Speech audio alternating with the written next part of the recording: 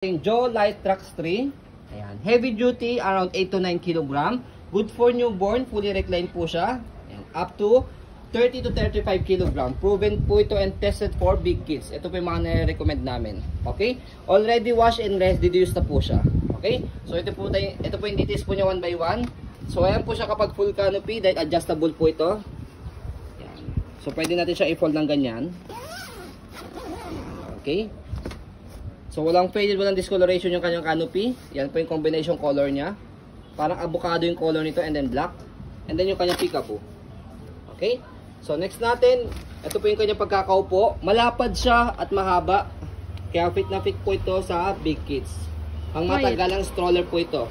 Ito po yung nire-recommend namin sa mga mommies na gusto pong pamatagalan na stroller. So next natin, kanyang harness. 5 harness po ito. Belt lock, wala po siyang putol. Okay? So as you can see, meron siyang butas dito, tatlo, for newborn, toddler, kids. Depende sa laki ng baby po ninyo. Okay? So ganito po siya kapag nakaupo. Yan. Kapag nakahiga, adjust na po itong leg rest niya. And then, higa natin ito. Ayan. So as you can see, malapad siya. Okay? So next natin yung kanyang footrest. Pati yung gulong sa kanyang harapan.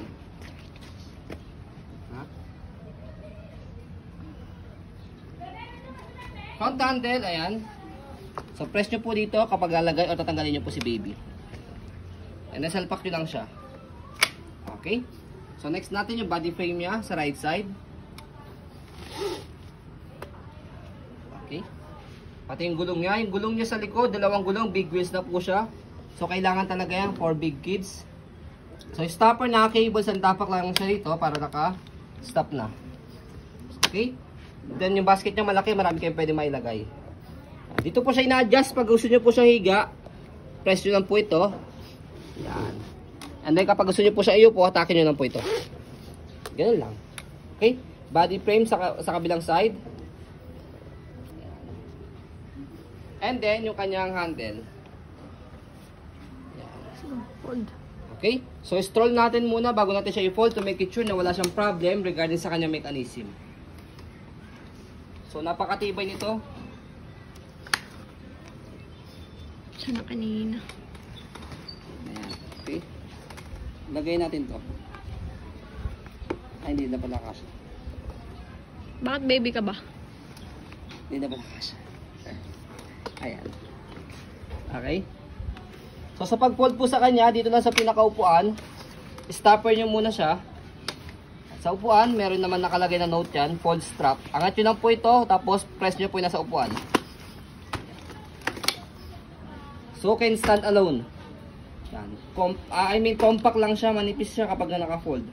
So, kung gusto nyo po siyang paandarin, kahit hindi nyo siya buhatin, yan, paandarin nyo lang yung kanyang gulong, pwede nyo po siyang hilahin. Yan. Okay, para siyang luggage type. Okay?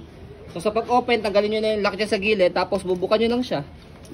Ganun lang kadali. Less hassle to sa pag-open saka sa pag-fold. Yan.